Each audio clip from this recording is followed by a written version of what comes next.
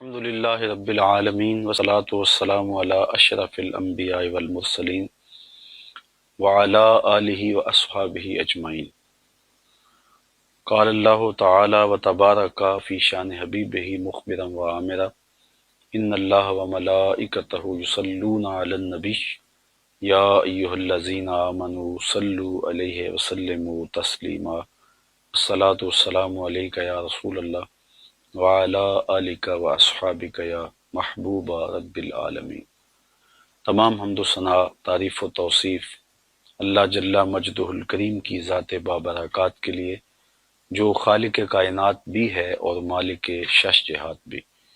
اللہ جل وعلا کی حمد و ثنا کے بعد رسول رحمت، شفیع معظم، نبی محتشم، اللہ کے پیارے، امت کے سہارے، رب کے محبوب، دانائے غیوب، مالک رقاب امم، فخر عرب و عجم، والی کون و مکان، سیاہ لا مکان، سید انس و جاں، سرور لالا رخاں، نیر تاباں، سر نشین مہوشاں، ماہ خوباں، شہنشاہ حسینہ، تتمہ دوراں، سر خیل زہرہ جمالاں، جلوائے صبح ازل، نور ذات لم یزل، باعث تکوین عالم، فخر آدم و بنی آدم، نیر بطحا، رازدار ما اوحا، شاہد ما طغا، صاحب علم نشرہ، معصوم آمنہ احمد مجتبیٰ، حضرت محمد مصطفیٰ صلی اللہ علیہ وآلہ وسلم کے حضور ناز میں اپنی عقیدتوں، ارادتوں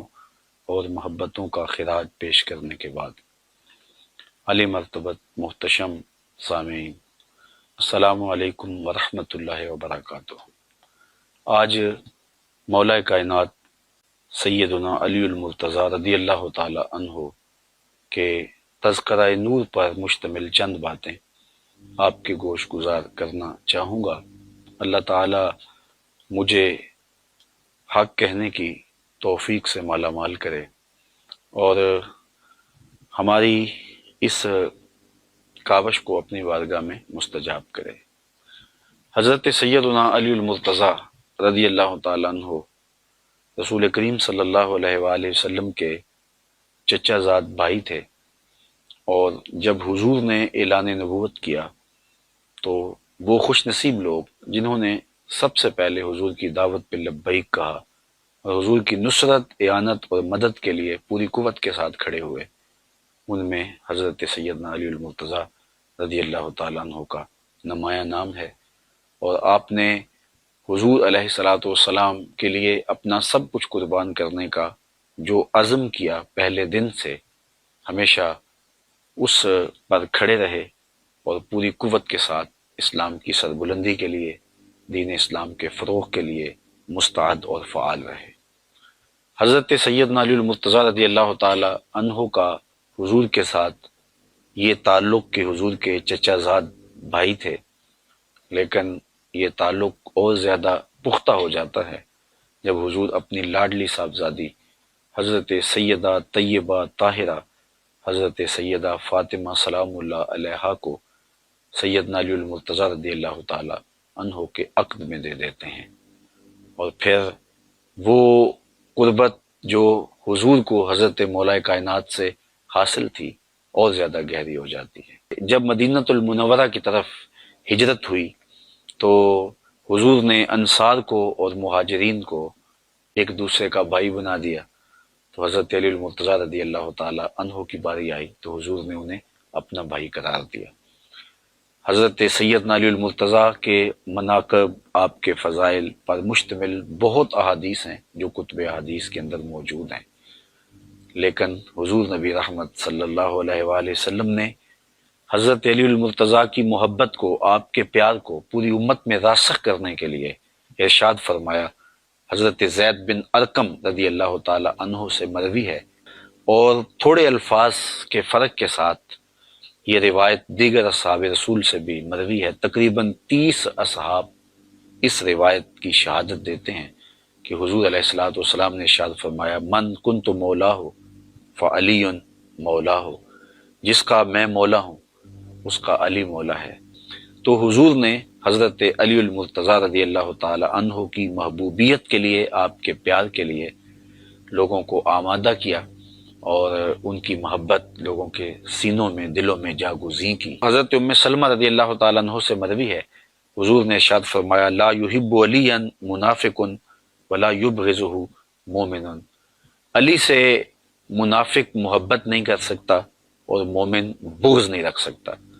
حضرت علی المرتضیٰ خود ارشاد فرماتے ہیں کہ اگر میں کسی مومن کی ناک پہ تلوار بھی مار دوں تو اس کے باوجود بھی وہ میرے ساتھ بغض نہیں رکھ سکتا، اور اگر کسی منافق کو میں خزانے بھی دے دوں تو وہ میرے ساتھ محبت نہیں رکھ سکتا۔ تو حضرت علی المرتضیٰ رضی اللہ تعالی عنہ کی محبت یقیناً ایمان کی علامت ہے اور آپ کا بغض نفاق کی علامت ہے۔ اس لیے اہل ایمان حضرت مولا کائنات سیدنا علی المرتضیٰ رضی اللہ تعالیٰ عنہ سے ہمیشہ محبت کرتے آئے ہیں، اور کیوں نہ ان سے محبت کی جائے کہ جن کی محبت رسول اللہ کی محبت ہے، جن کی محبت دین کی محبت ہے، جن کی محبت اللہ اور اس کے رسول کی محبت قرار دی گئی ہے۔ حضرت سیدنا علی المرتضیٰ رضی اللہ تعالی عنہ کو حضور نے ہر مومن کا ولی قرار دیا۔ حضرت عمران بن حسین رضی اللہ تعالیٰ عنہ سے مروی روایت میں آتا ہے، حضور نے ارشاد فرمایا کہ ان علی منی وانا منہ وہو ولی کل مومن، کہ بے شک علی مجھ سے ہے اور میں علی سے ہوں اور وہ ہر مومن کا ولی ہے۔ حضرت سیدنا علی المرتضیٰ رضی اللہ تعالی عنہ کو معیار حق ٹھہرایا، اور حضرت علی المرتضیٰ کے حوالے سے قیامت تک آنے والے جو فتنے تھے ان کا ذکر بھی کرتے ہوئے حضور نے فرمایا، خود حضرت مولا کائنات اس حدیث کے راوی ہیں، فرماتے ہیں ایک دن حضور نے مجھے دیکھا اور فرمایا کہ تیری مثال حضرت عیسیٰ کی ہے۔ حضرت عیسیٰ کے معاملے میں آ کے دو طرح کے لوگ برباد ہو گئے، کچھ لوگوں نے ان کے ساتھ بغض رکھا حتیٰ کہ ان کی ماں پہ تہمت لگائی، وہ بھی برباد ہو گئے، اور کچھ لوگوں نے ایسی محبت کی کہ ان کے بارے میں وہ کہہ دیا جو وہ نہیں تھے، انہیں ابن اللہ کہہ دیا، اللہ کا بیٹا کہہ دیا، تو وہ لوگ بھی برباد ہوئے۔ حضرت علی المرتضیٰ رضی اللہ تعالیٰ عنہ فرماتے ہیں میرے بارے حضور نے ارشاد فرمایا کہ تیرے معاملے میں آ کے بھی دو لوگ برباد ہوں گے، ایک محبت کر کے برباد ہوں گے، ایک بغض رکھ کے برباد ہوں گے۔ احباب ذی وقار، ہم نے دیکھنا ہے کہ ہم کہیں محبت میں گمراہ تو نہیں ہو رہے، اور یہ بھی ہم نے دیکھنا ہے کہ کہیں حضرت علی المرتضیٰ رضی اللہ تعالی عنہ کے لیے دل کے کسی گوشے کے اندر کوئی بغض تو موجود نہیں ہے، حضرت مولا کائنات کا نام قلب کی تکلیف کا سبب تو نہیں ہے، اور یہ بھی دیکھنا ہے کہ ان کے ساتھ محبت کوئی اس طرح کا رنگ اختیار تو نہیں کر گئی کہ جن کی عظمتوں کے قصیدے زبان رسالت مآب صلی اللہ علیہ وسلم سے پڑھے گئے ہیں ہم ان کا بھی انکار کر دیں۔ تو حضرت سیدنا علی المرتضیٰ کی ذات کو معیار ٹھہرایا گیا۔ حضرت سیدنا علی المرتضیٰ رضی اللہ تعالیٰ عنہ کے حوالے سے حضور علیہ السلام کا روشن فرمان، انا دار الحکمت وعلی بابها، میں حکمت کا گھر ہوں اور علی اس کا دروازہ ہے، اور یہ بھی ارشاد فرمایا انا مدینۃ العلم وعلی بابها، میں علم کا شہر ہوں اور علی اس کا دروازہ ہے۔ تو حضرت سیدنا علی المرتضیٰ حکمت کے دروازے ہیں، اور حکمت کے وہ موتی جو آپ کے دامن میں ہیں۔ آئیے تھوڑے وقت کے لیے کچھ موتی ہم بھی چنتے ہیں۔ حضرت سیدنا علی المرتضیٰ رضی اللہ تعالیٰ عنہ فرماتے ہیں افضل الزہد اخفاء الزہد، بہترین زہد وہ ہے جس میں زہد کو مخفی رکھا گیا ہو۔ انسان اپنی عبادتیں، اپنی زندگی کے اعمال صالحہ جتنا مخفی رکھے گا اس قدر ہی اس کو اللہ کی رحمتیں نصیب ہوں گی، اور یہ اخفاء ہی اس کے زہد کا حسن ہے، اور یہی اس کے زہد کا جمال ہے۔ تو حضرت مولا کائنات نے افضل زہد اس زہد کو قرار دیا جس میں زہد کا اخفاء ہو۔ اور ایک دوسرے قول میں آپ ارشاد فرماتے ہیں اشرف الغناء ترک المنع، بہترین غنا یہ ہے کہ آرزوؤں کو ترک کر دیا جائے۔ آرزویں ترک نہیں ہوں گی، تمنائیں ختم نہیں ہوں گی، تو پھر انسان کھرب پتی ہونے کے باوجود بھی کنگال رہے گا۔ ہر وقت، ہر لمحہ، ہر لہجہ اس کی ہرس اسے بے چین اور مضطرب رکھے گی۔ تو اشرف غنا، بہتر غنا، جو غنا اس کے قلب کی تسکین کا سما بنے، جو اس کے باطن کے قرار کا سما بنے، جو اس کو دنیاوی زندگی میں بھی راحت پہنچائے اور اس کی زندگی میں جمال اور حسن پیدا کرے، وہ وہی غنا ہے جس میں آرزویں دم توڑ جائیں اور خواہشات اس کی ختم ہو جائیں۔ تیری آرزو ہے کہ ہو میری آرزو پوری، میری آرزو ہے کہ تیری آرزو بدل جائے۔ تو اشرف الغنا ترک المنا، آپ نے ایک دوسرے مقام پہ ارشاد فرمایا، عزم الخالق اندک یصغر المخلوق فی عینک۔ اللہ تعالیٰ جل شانہ کی عظمت جب اجاگر ہو جاتی ہے اور تیرے دل اور دماغ میں اس کی عظمت کا احساس پیدا ہوتا ہے تو پھر مخلوق تجھے بڑی دکھائی نہیں دیتی، پھر کائنات کی حقیقت تیرے سامنے کھل جاتی ہے۔ جب مالک کی عظمت اجاگر ہو جائے تو پھر کائنات تیرے سامنے بڑی نہیں رہے گی، وہ چھوٹی ہو جائے گی۔ فرمایا اگر کوئی لونڈی اپنے ہاتھ میں خنزیر کی انتڑیاں لے کے آئے تو ان انتڑیوں کی جو اہمیت ہے میری نظر کے اندر دنیا کی اتنی بھی اہمیت نہیں ہے۔ تو یہ وہ سبق ہے توحید کا اور اللہ تعالیٰ جل شانہ کی عظمت کے اقرار کا کہ جو بندے کو دنیا سے بے نیاز کر دیتا ہے اور مالک کی عظمت کے سائے میں کھڑا کر کے اس کی نگاہوں میں دنیا کو چھوٹا کر دیتا ہے۔ حضرت علی المرتضیٰ رضی اللہ تعالیٰ عنہ کا یہ قول بھی سننے کے قابل ہے۔ فرمایا لا غناء کالعقل ولا فقر کالجہل ولا میراث کالادب ولا ظہیر کالمشاورہ۔ کتنی خوبصورت باتیں ارشاد کی اور کتنے قیمتی موتی ہیں جو عطا کیے۔ فرمایا لا غناء کالعقل، عقل جیسی مالداری نہیں ہے۔ جو مالداری، جو دولت، جو ثروت عقل کی صورت میں اللہ تعالیٰ جل شانہ نے عطا کی ہے، وہ کوئی اور دولت اس کی جگہ نہیں لے سکتی ہے۔ بلکہ ایک مقام پہ فرمایا کہ ہم اللہ کی تقسیم پہ راضی ہیں، اس نے جاہلوں کو مال دیا اور ہمیں علم عطا فرمایا۔ تو اللہ تعالیٰ جل شانہ نے عقل کی صورت کے اندر جو غنا نصیب کیا ہے کسی شخص کو تو وہ بڑی دولت ہے۔ فرماتے ہیں کہ اس جیسا غنا کوئی نہیں۔ پھر فرمایا ولا فقر کالجہل، اور جہالت جیسی محتاجی، فقیری اور غریبی نہیں ہے۔ جو جاہل ہے تو اصل میں فقیر اور محتاج ضرورت مند وہ ہے جس کے پاس چراغ علم نہیں اور جہالت کے ڈیرے جس کے ہاں ہیں۔ پھر ارشاد کیا ولا میراث کالادب، اور ادب جیسی کوئی وراثت نہیں ہے۔ بندے کو اپنے ماں باپ سے، اپنے بڑوں سے جو دولت ملی ہے، جو وراثت ملی ہے، وہ بہترین وراثت حسن ادب ہے۔ اگر ان کو اچھے ادب مل گئے تو یہ حقیقی دولت ہے، حقیقی میراث ہے جو اس کو اپنے بزرگوں کی جانب سے ملی ہے۔ اور اگر اس کو درہم و دینار بہت مل گئے، اس کو دنیا کی بڑی دولتیں مل گئیں، لیکن اس کو ادب کی دولت نہیں ملی تو اس کے پلے کچھ بھی نہیں ہے۔ تو بہترین میراث کسی کو جو نصیب ہوئی وہ ادب ہے۔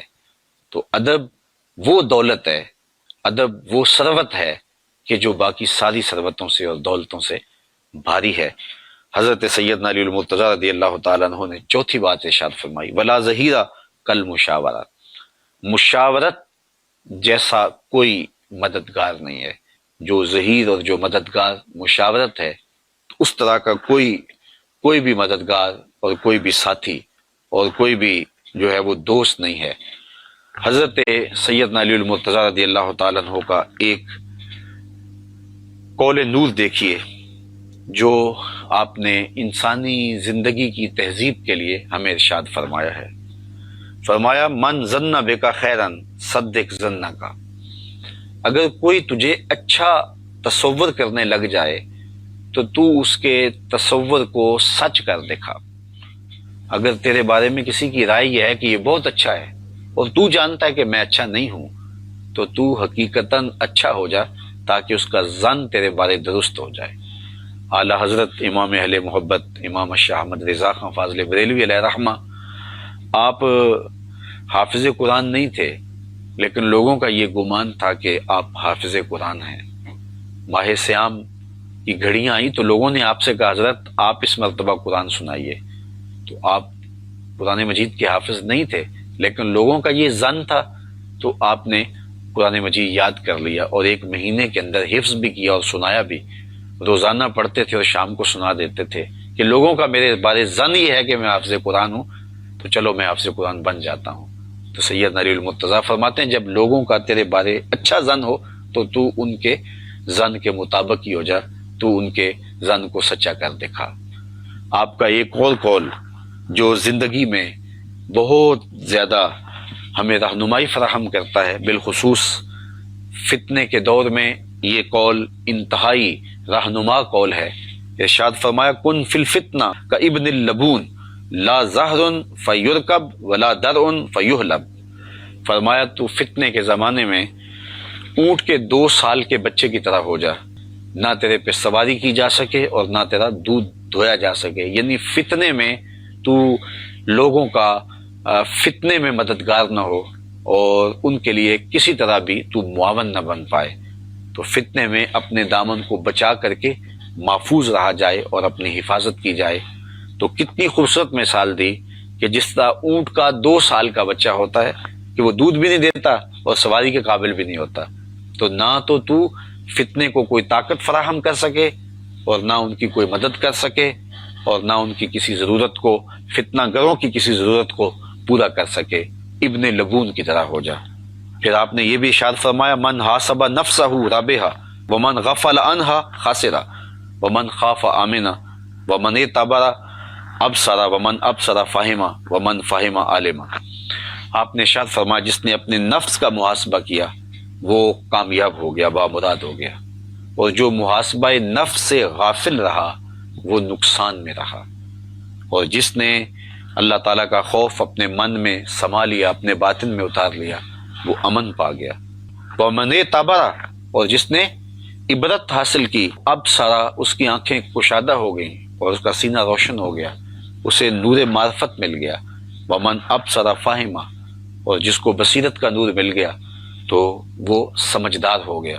ومن فہم عالمہ، اور جو فہم کی دولت سے مالا مال ہوا وہ حقیقی طور پہ عالم بن گیا۔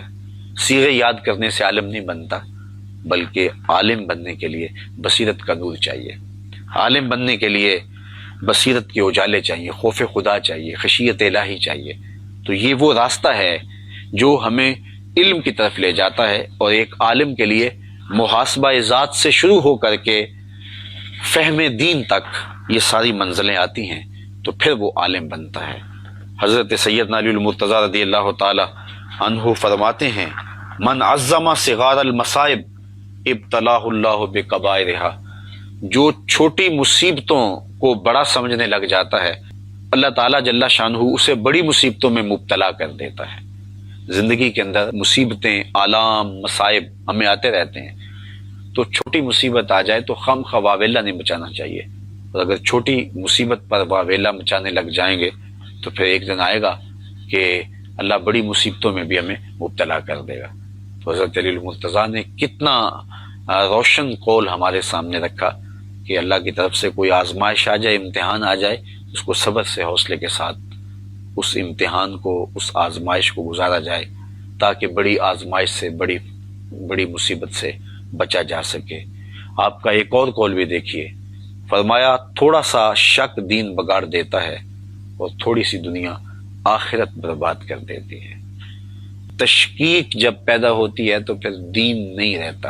علامہ اقبال علیہ رحمہ نے بھی کہا تھا کہ غلامی سے بدتر ہے بے یقینی، تو بے یقینی جب روحوں میں، دلوں میں اترنے لگے تو پھر دین نہیں بچتا، دین باقی نہیں رہتا، اور تھوڑی سی دنیا داری آخرت برباد کر دیتی ہے۔ یہاں دنیا داری سے مراد خدا سے غافل ہونا ہے۔ چیز دنیا از خدا غافل بودن، علامہ رومی کہتے ہیں خدا سے غفلت کا نام دنیا ہے۔ سونے چاندی، کاروبار، یہ زندگی کے امور دنیا نہیں ہے۔ جب غافل ہوں گے تو وہ چاہے ہم ممبر پہ بیٹھے ہوں گے یا کعبے کا طواف کر رہے ہوں گے تو وہ دنیا داری ہوگی۔ تو ہم اپنے آپ کو غفلت سے بچائیں اور تھوڑی سی دنیا داری سے بھی اپنے آپ کو محفوظ رکھیں تاکہ آخرت کی بربادی نہ ہو۔ حضرت سیدنا علی المرتضی رضی اللہ تعالیٰ عنہ کا ایک قول کو سنتے جائیے، فرماتے ہیں پرہیزگاری کے سوا حلم درست نہیں ہے اور طمع سے دین سلامت نہیں رہتا۔ جب پرہیزگاری موجود نہیں رہتی تو پھر طبیعتوں میں حلم پیدا نہیں ہوتا، اور جب کسی کی طبیعت میں طمع پیدا ہو جاتی ہے تو پھر دین سلامت نہیں رہتا۔ جب طمع پیدا ہو تو پھر دین کی حفاظت کون کرے گا؟ تو حضرت سیدنا علی المرتضی رضی اللہ تعالیٰ عنہ کے یہ نور اقوال ہماری زندگی کے تیور اور دھارے بدل سکتے ہیں، اور ہمیں ایک اچھا اور صالح انسان بننے کے لیے یہ قول ہمارے لیے رہنما ہے اور روشنی ہے۔ حضرت علی المرتضیٰ رضی اللہ تعالیٰ عنہ چونکہ شہر حکمت کے دروازے ہیں، اس لیے ہمیں انہیں زندگی گزارنے کا کامل اور مکمل نصاب دیا ہے۔ اس نصاب زندگی سے زندگی کا حسن کشید کیا جا سکتا ہے اور زندگی کی بہتریاں تلاش کی جا سکتی ہیں۔ اللہ ان کے نقوش پاک کی برکتیں روحوں میں اتار دے۔ وآخر دعوانا ان الحمدللہ۔ ویر گنا دے موت نے مارے، وہ تک تک رو دے قبراں،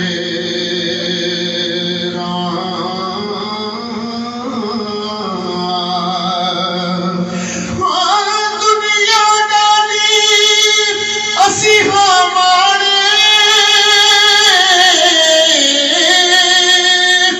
دنیا ڈالی اوئے اسی ہمارے، تے ڈر دے اف نہ کر دے، ٹر گئے ویر جدائیاں پا کے، اسی نہ جیوں دے نہ مرے۔